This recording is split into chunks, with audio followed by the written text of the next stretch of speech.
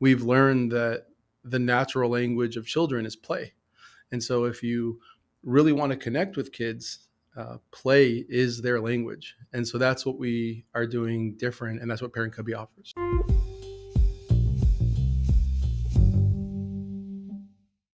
Hey, everybody. Thank you for joining us and welcome to the Founders in LA podcast. I'm your host, Ethan Cole, and this is an opportunity to shine the spotlight through a product lens on some of the exceptional founders we have as part of the LA community in an unedited, one-take organic conversation. With us today in the studio is Noam Katz. Thank you so much for making it down here, Noam. Thank you for having me. Appreciate it. Oh, this is going to be great. I'm excited for this one. But first, a word from our sponsors. Founders in LA is brought to you by United Club. United Club is a co-working space that sets itself apart. With locations in El Segundo, Manhattan Beach, and Hermosa, United is where creativity flourishes. Unlike traditional offices, they provide an inspiring environment where ideas can thrive and businesses can grow. With United, there's no hidden fees, flexible terms, options for dedicated offices, and unlimited access to conference rooms, a photo studio, this podcast studio, plus standard 3D printers, and 24/7 access to any of their locations. They're local champions who support neighborhood businesses, open their event spaces to nonprofits, and celebrate art, music, and culture. Join United Club and experience co-working like never before. Learn more at www.united.club. We're also brought to you by the Product Manager Association Los Angeles, available at pma.la. They are the largest professional organization for product and designers in LA. With more than 4,000 members from over 500 companies, they host monthly meetups, organize the Product Leader Council, and have a mentorship program where they connect working product managers with students from underrepresented groups to build a better, more diverse next gen. To learn more, go to pma.la. Our guest today is Noam Katz. He's the co-founder and CEO of ParentCubby. Noam, can you just give us a 30-second description of ParentCubby? Yeah, absolutely. So ParentCubby is an online service that connects parents and kids when they can't be together. So, for example, if a common use case is, let's say parents get divorced and they move from a single family home to two houses, there's now two parents that need to stay connected with their kids, and we help provide a connection for both parents with their kids when the kids are with the other parent. And this is all done virtually through some sort of platform? Yeah. So we provide virtual rooms that are secure, private, one-on-one between one parent and one kid or one child. And and really where we shine is that we are a purpose-built platform for parents and children as opposed to a sort of a general purpose communication tool. Oh, interesting. So it's kind of like a tunnel, but instead of being text-based, it's video and multimedia? Yeah, sort of. So what most people use in scenarios, let's say post-divorce or really any scenario where you're separated, is you typically lean on general purpose tools like FaceTime or Zoom. So, even if you're divorced or not, let's say you're on vacation and you just want to stay connected with the kids, or you're working late, or especially in divorce, when you want to stay connected with the kids, you would typically use a general purpose tool like Zoom, like FaceTime. The two issues there are, one is that you both have to be online at the same time. And so coordination is challenging. The second issue there is that sitting in front of a camera is very unnatural for 30 minutes in real time is very unnatural for children. And so we've built ParentCubby to really cater to the way that children communicate. Oh, that's interesting. So you're meeting them where they're at. So you've created a platform where, on the one hand, you have a parent who wants to spend time with their child virtually in some sort of additional touch points than they would get traditionally. And from the kid perspective, you're using this technology, but in a way that meets them. So, anyone with kids, you try to put a screen in front of them that isn't like a television show or, Paw Patrol or something they love. It's going to be a challenge to keep their attention for anything more than 1 or 2 minutes. That's right. And for anyone that's had a FaceTime call with their kids. I use FaceTime as just a generic video calling. Right? There's Zoom. There's a lot of others.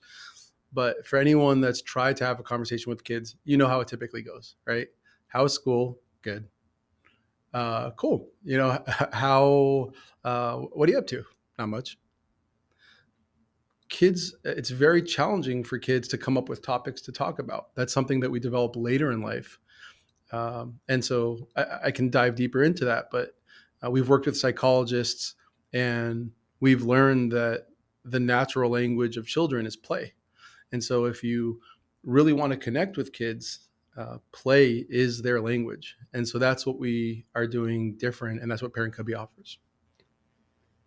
It's fine. I'm chuckling because I could just picture a world in which this actually allows parents who are in the same household with their kids to actually interact with them on another level as well. Is almost getting within the video games, because I know even my 4-year-old son is already involved, already likes playing with video games on an iPad that we let him use.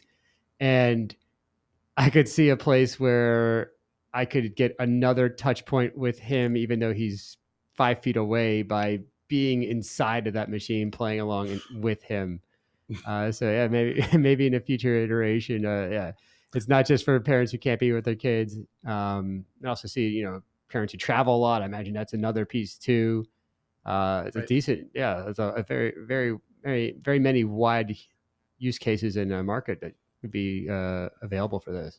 Absolutely. And I'm sort of chuckling as well because in testing, so I have 2 kids, 2 boys, and they're really, customers number 1 and 2.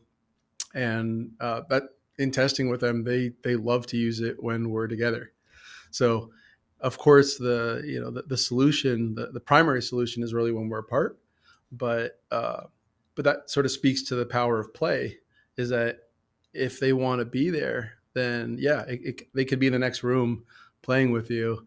The key is for them to want to be there, and that's what we're looking to solve. Is we want to build a place where children want to be, and it feels very natural for them to communicate, and that really benefits both the parents and the children, because you're, like you said, you're meeting them where they are. You're speaking their language. Yeah, and on their timelines too. I mean, yeah, you have these small sections of time you're allowed, like you're set aside, or the parents set aside for the kids to be ready for this thing. But more often than not, you're hinging on their ability to be ready to do this and their ability to be interested in this form of communication, whatever it is. They run their own schedule. So when a parent tries to say, oh, this is your 30 minutes or 1 hour to do X thing, there's so many variables. So the way that you're meeting the kids where they're at by speaking to their language, that's fantastic. How did you find yourself,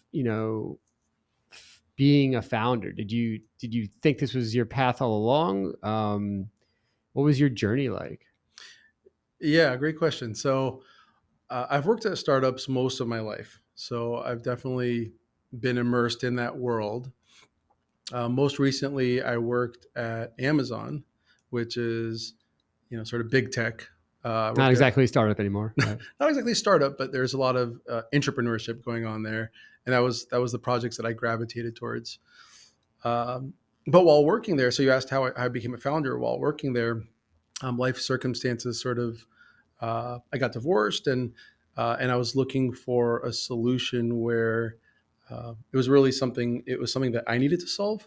I was looking for a way to stay connected with my kids, and I think the 2 elements there were both: I understood the problem because I was experiencing it, and it was something that I got, and B, is I had the motivation to solve it because this was a plane that I was going to put my kids on. This was, whatever analogy you want to use, and so really that's where the idea of having it be private, secure, not linked to social networks at all, not having a share button by design. There is no way to share this.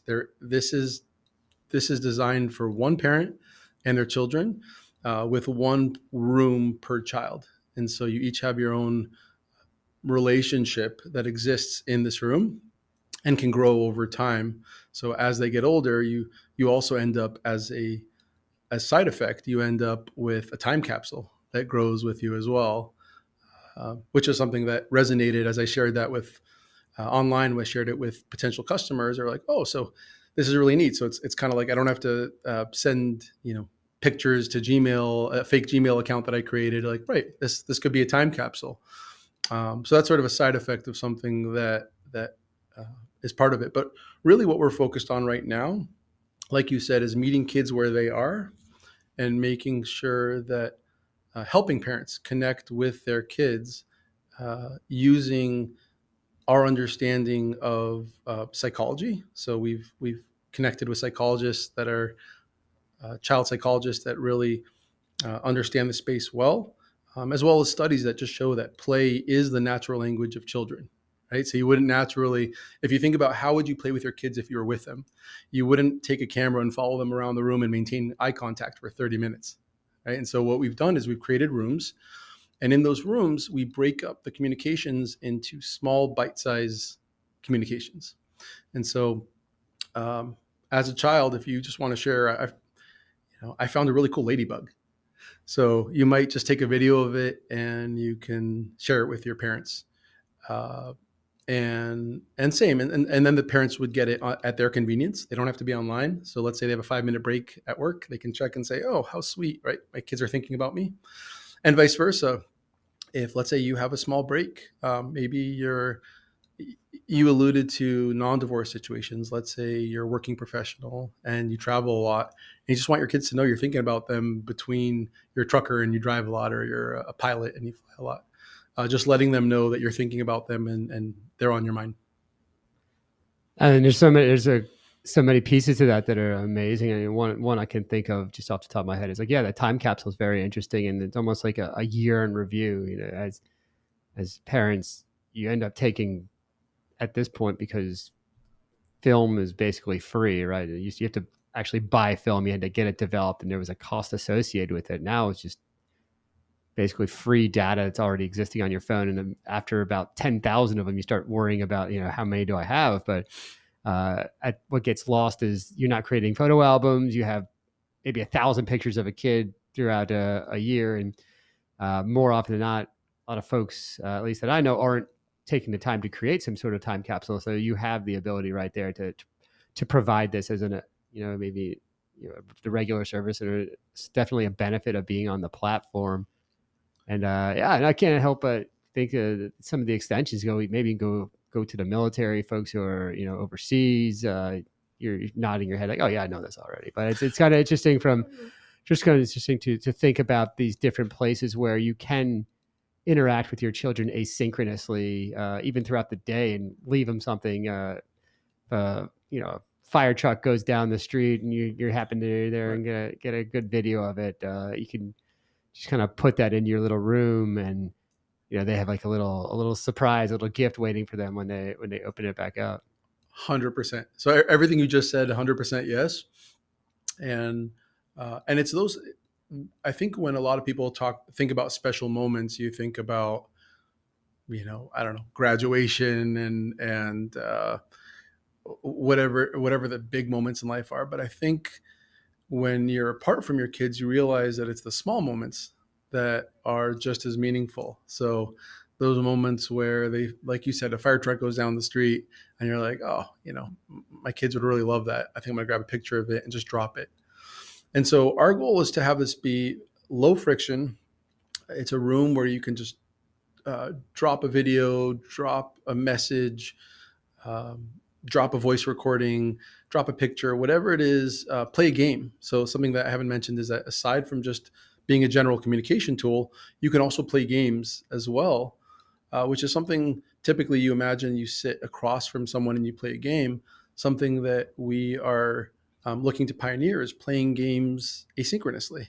So just to simplify it, we'll have, there'll be more complex games, but just to simplify it, imagine tic-tac-toe where you make your move and you're like, I got to get back to work. And then your kid can log on and say, hey, Dad, hey, Mom, I miss you. And then they can make their move as well.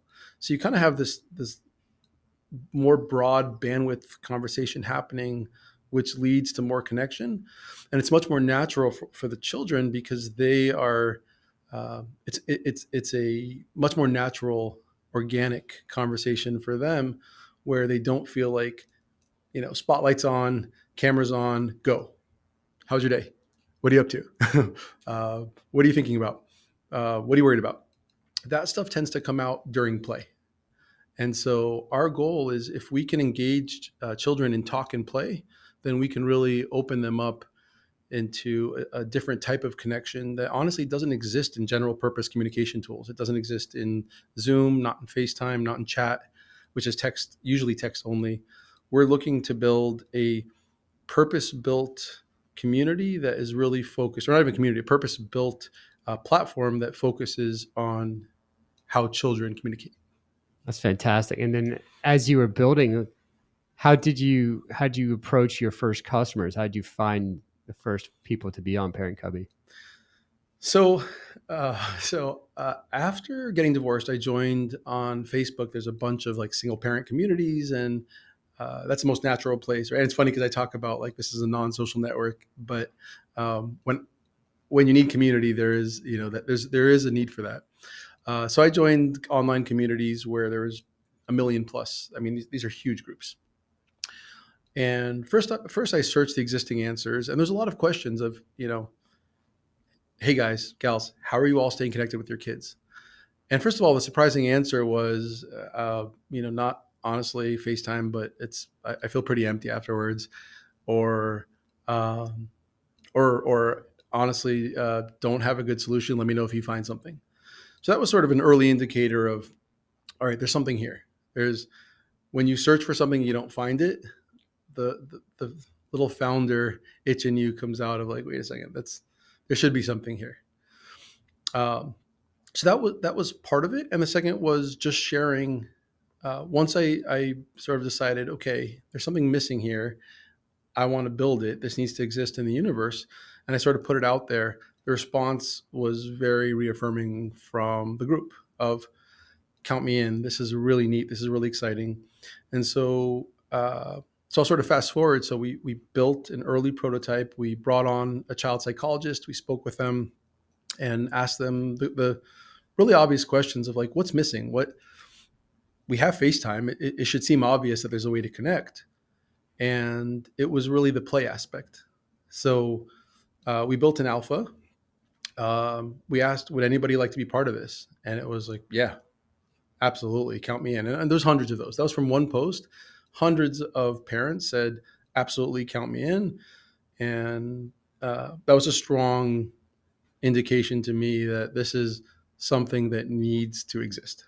That's great. So this is a situation where one, it helps that you're a technologist to start, and a pretty good one for the places you've been able to work for.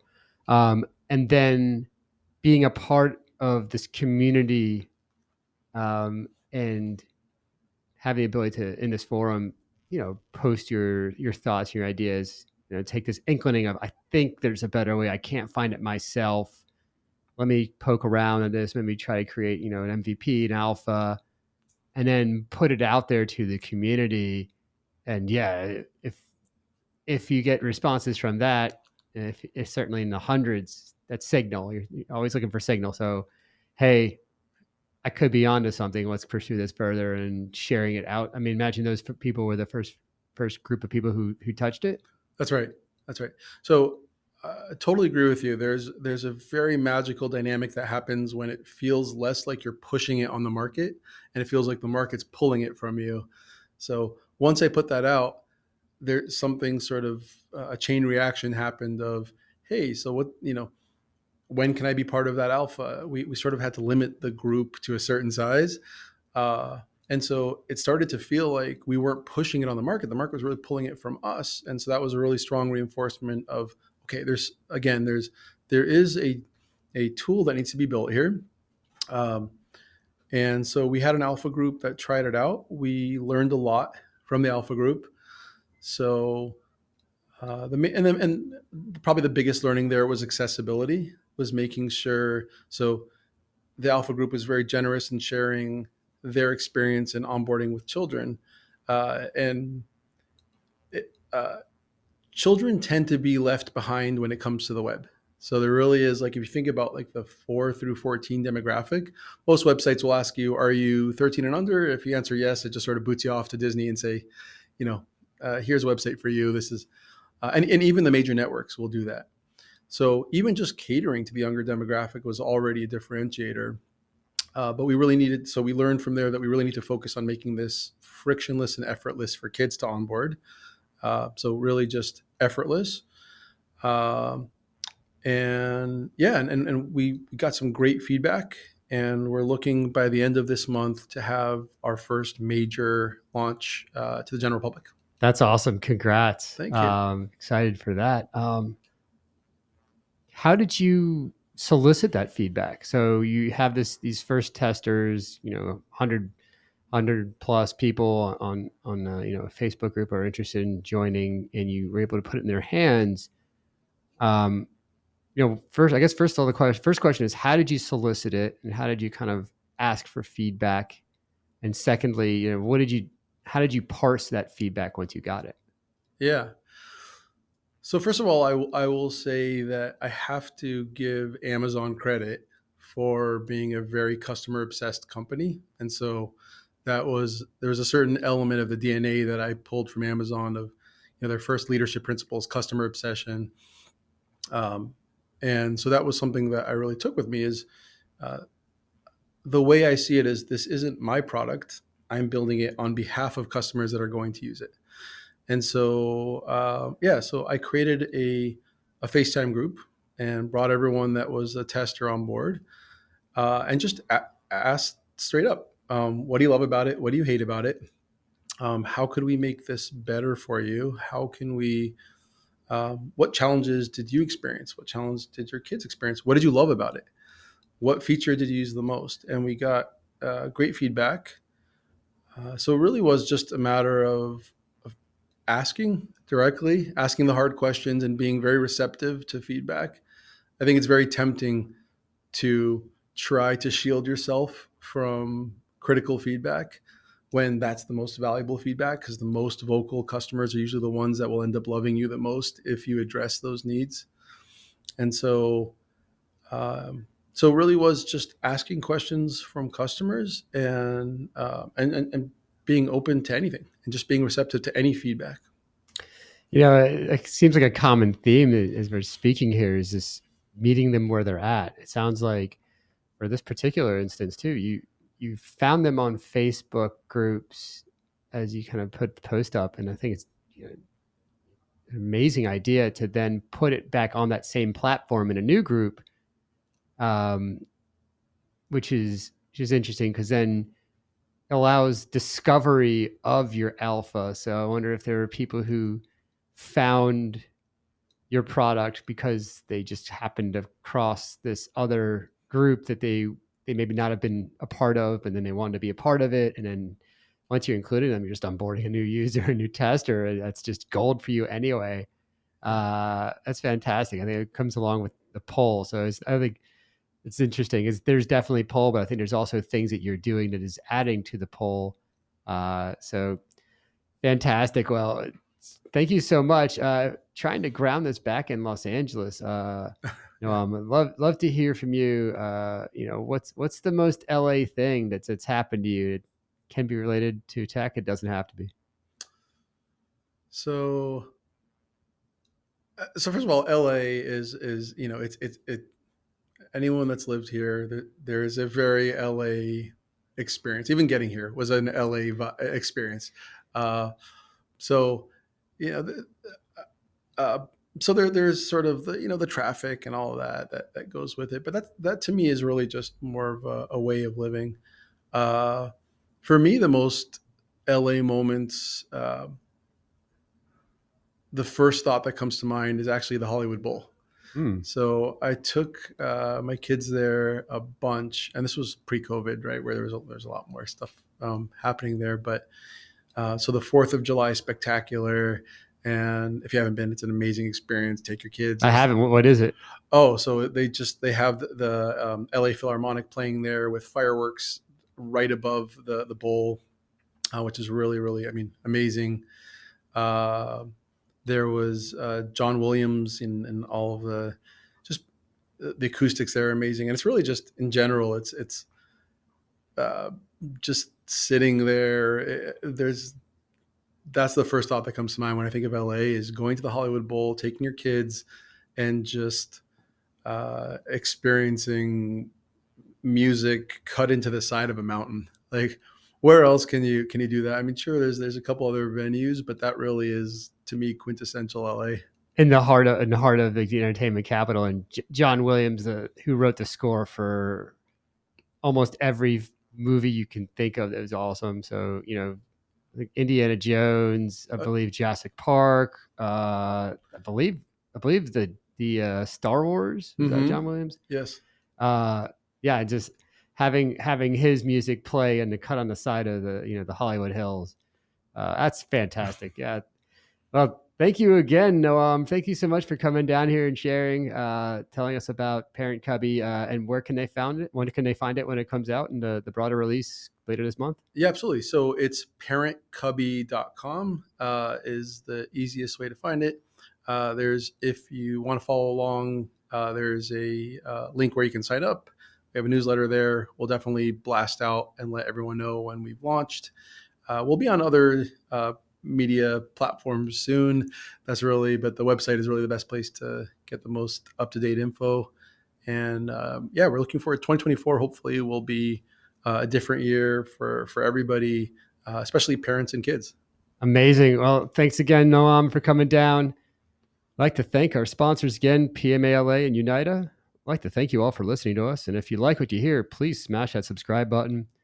Thanks again for joining us, and we'll catch you next time on Founders in LA.